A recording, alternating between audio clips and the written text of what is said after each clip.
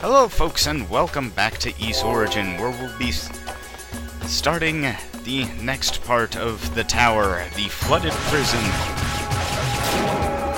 One thing I have to say about Falcom is that they tend to give good music tracks to the kinds of levels that gamers normally hate, like they did with the Subterranean Canal, which was Ys 2's sewer section, and this, which is Ys Origin's water section. By the way, watch me embarrass myself. I tried to jump the gap, and I was like, I have no skill whatsoever that would help me traverse the gap that's too long to jump normally, even though I did exactly that thing in the first video. So anyway, whenever you get into a new section of the tower, like getting to a new anything in any Ys game, enemies will do nasty things to you, however, levels will come fairly quickly. It takes me a little while to realize my error, and hit right about then. It's a good thing I remembered before I went on, because there is something vitally important in the section I need to wend my way over to.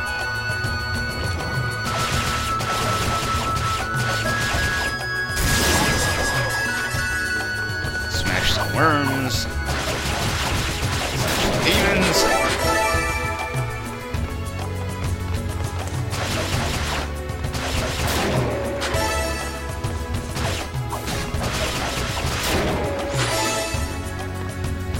And there we go.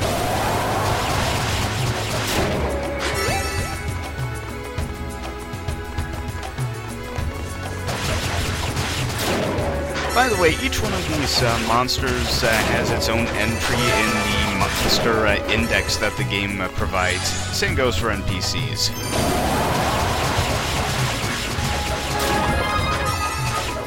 I've played through this game so often that I've gotten the achievement for filling in all of the regular monster entries in the index, so once I'm done with this, I will have actually played through this game about 9 times. Okay. The silver bracelet allows us to dash. Dashing was introduced in Ys the Oath and Felghana, though in this game you get it much earlier. By the way, I have dash always on, because it's not like there are really any places in this game that call for super precise movement. And there are no sneaking sections. After all, this is an Ys game.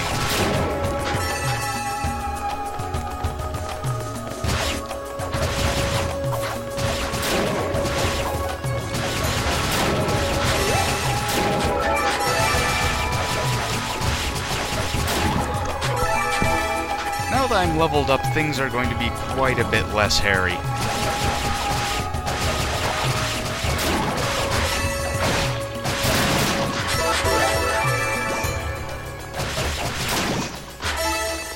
This is the only section of Ys Origin that actually has water, and it is quite possible for you to drown.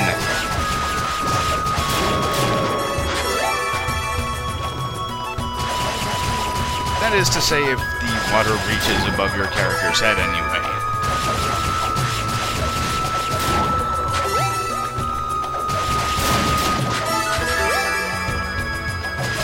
The only time I've actually managed to do that, however, was when I was doing the practice for this game.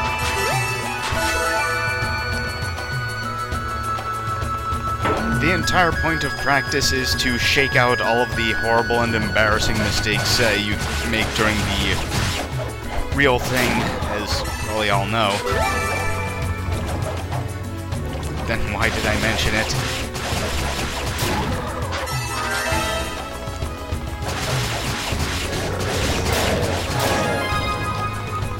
Oh yes, we have been poisoned. This is the first part of the tower where we can actually suffer status ailments. Poison will be the least of our worries. And hey, it's some ahistorical armor. We will gladly take it.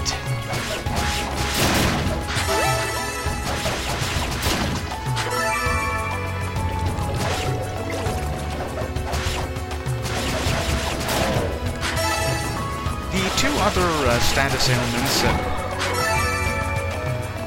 that will come our way are Curse and Confuse. Slow was actually removed from the ailment lineup as far as I remember. And those two don't show up until later.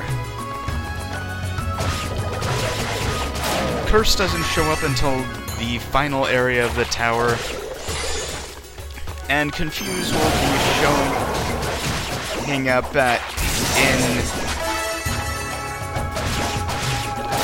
the area after the one that's after the flooded prison. Crustaceans!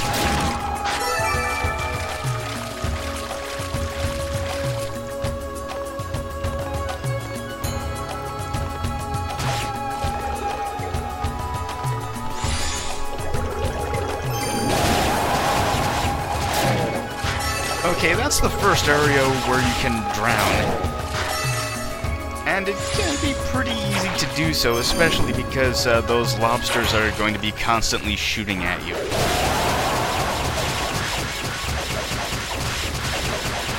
The thing about Ys Origin, though, is that it has dynamic behavior for regular enemies, too.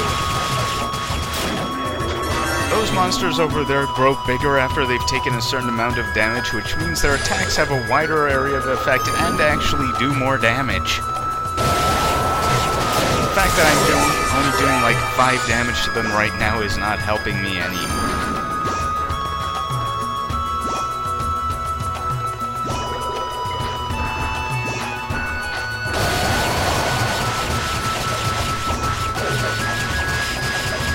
I'll be doing a bit of back and forth exploring, so I would like to mention something that I didn't last time. After thinking about it some more, the Tovas, well, one of the Tovas was an obvious choice for Ys Origin because the Tovas also play a pretty big role in Ys 1 and 2, more so in Ys 1, of course. Because Sarah, Jeva, and Goban are all members of the Tova family.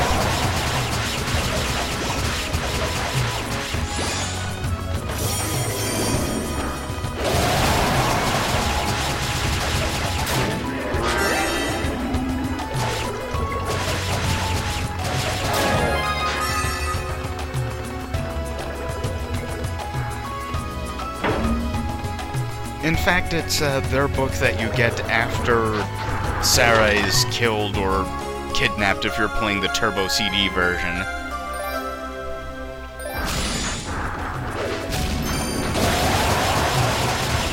Let's see, Wind Boost. Kill the monster. I didn't need to come this way right away. But I wanted the crystal, even though I don't really use wind magic against the next boss.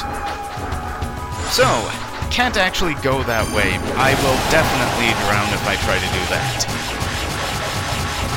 To open the way forward, we're going to have to actually take on the next boss.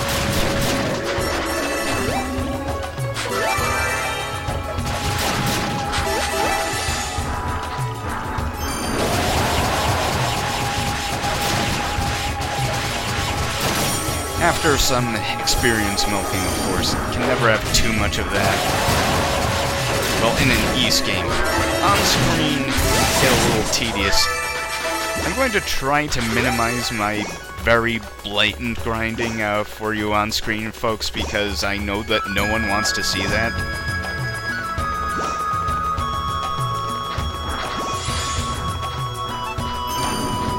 But Ys Origin and Oath and Felghana, for that matter, actually require a lot less going out of your way grinding in order to progress in the game, because of the way they've balanced the experience output of monsters and bosses and so on.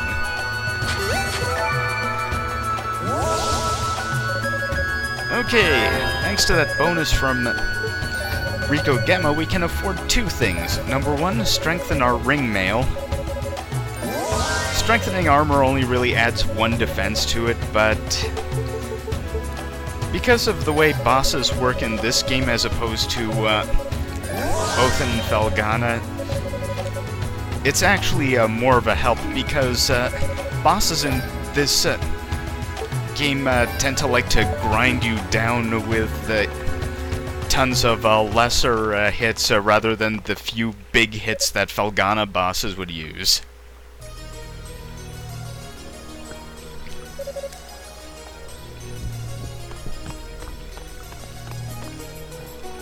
The Little Axe Girl. Now there's a tale not written by Hans Christian Andersen.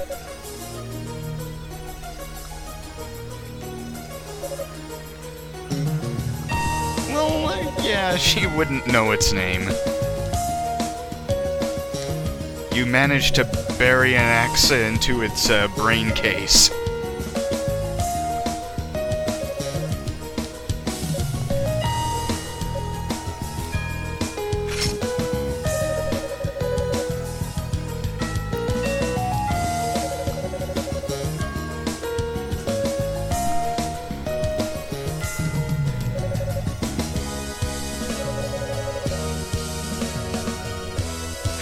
God damn it, Epona.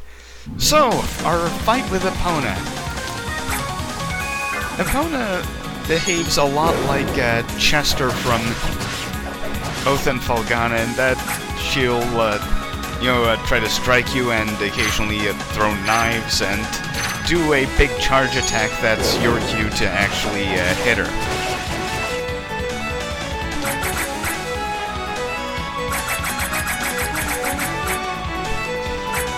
There's really not too much special about this fight, as making sure to keep enough of a distance, because she tends to stab a lot, and all of those hits will add up very, very quickly.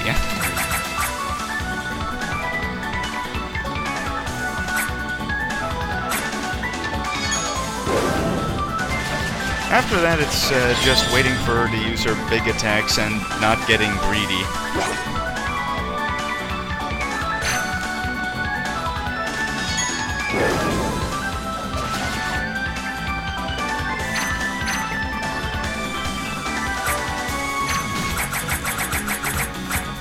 After you reduce her to half health, her attacks become quite a bit less predictable, and she does them with much less warning.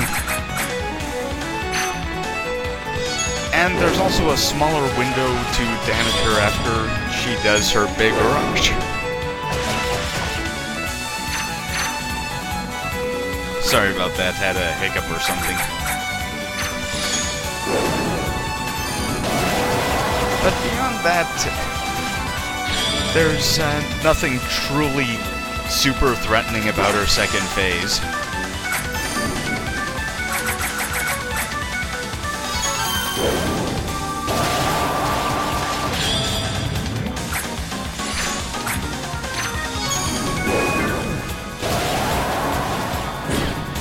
And down she goes, thud.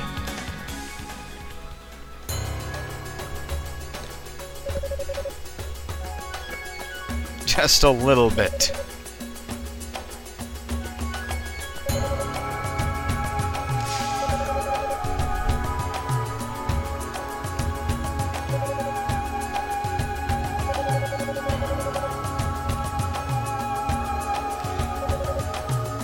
Yeah, Epona is not the brains of the operation here.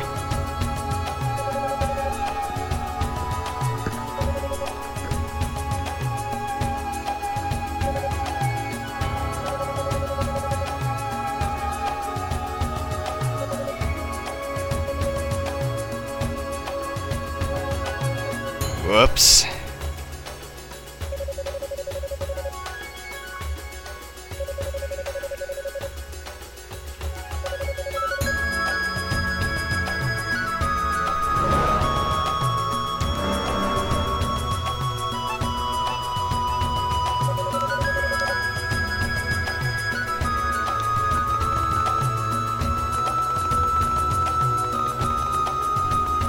And our reward for beating Epona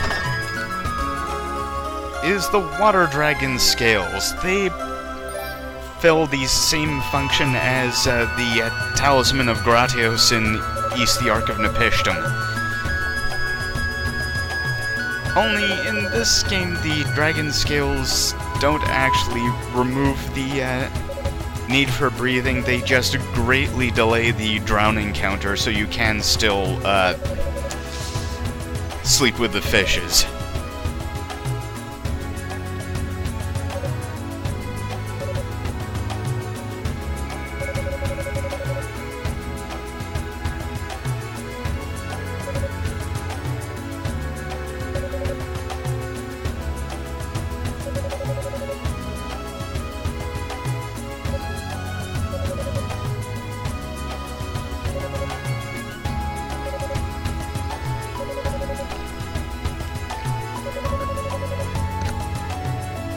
Okay, you can't actually do anything here. It'll automatically warp you back to the base of the tower.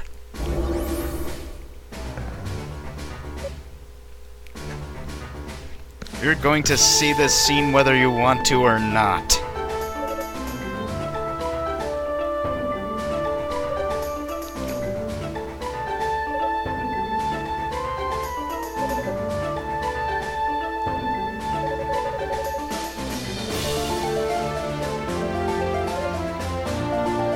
Yunica is a protagonist, she had other ideas.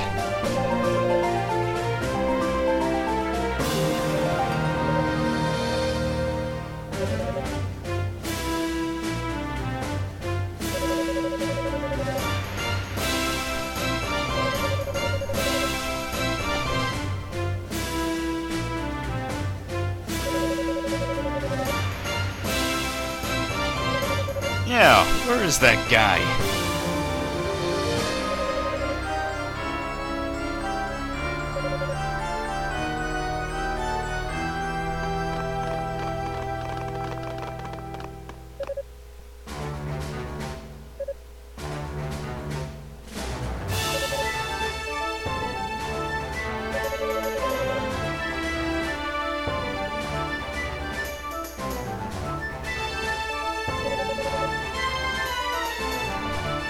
Mirsha figures a lot more heavily into Hugo's plot.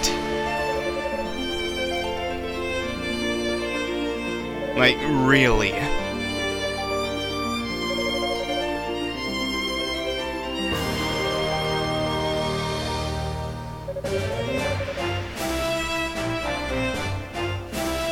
Hugo Fact is too stubborn to die.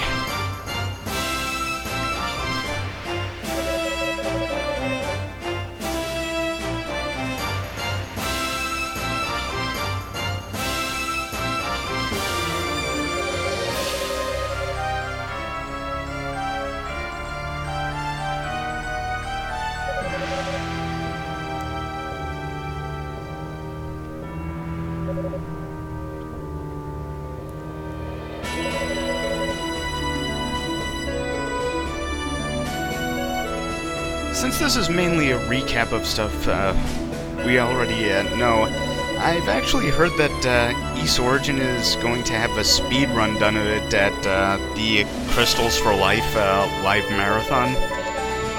I have a feeling I know how they're going to do it,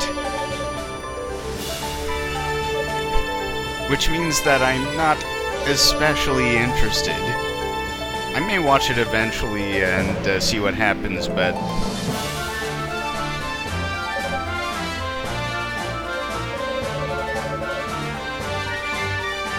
Wow! For a enlightened magical utopia, the people of Ys are pretty provincial. The mainland of Europa is not that far away from Asteria.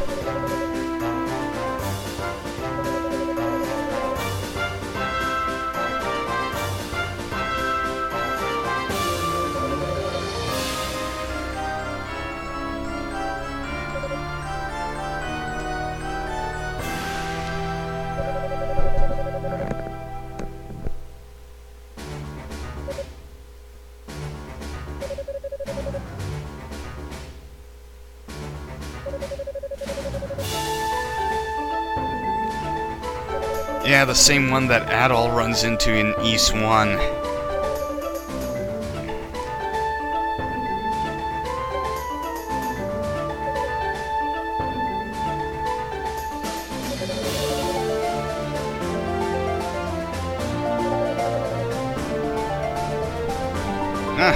You get to sit around, Rico. Well, more like stand around. There aren't even chairs down here.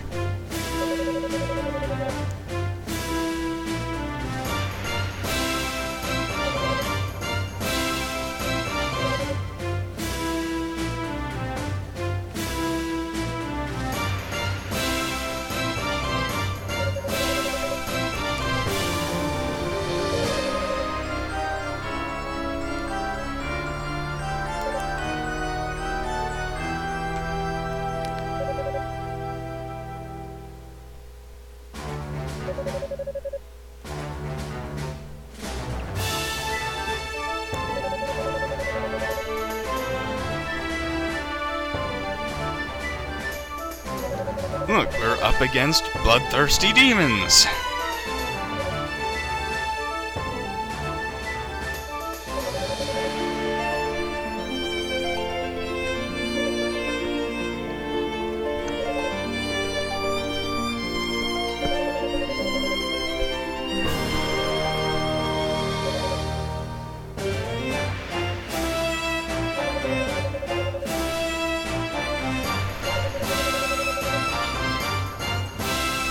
One-on-one.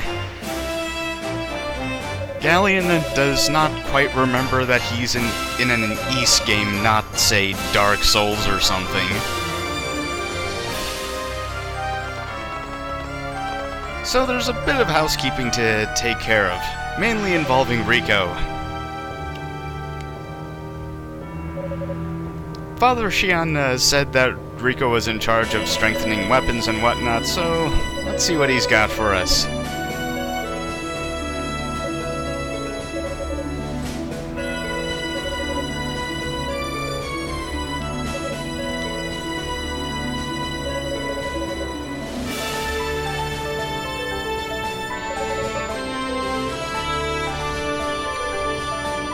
Yes, Yunica is not particularly magically inclined anyways.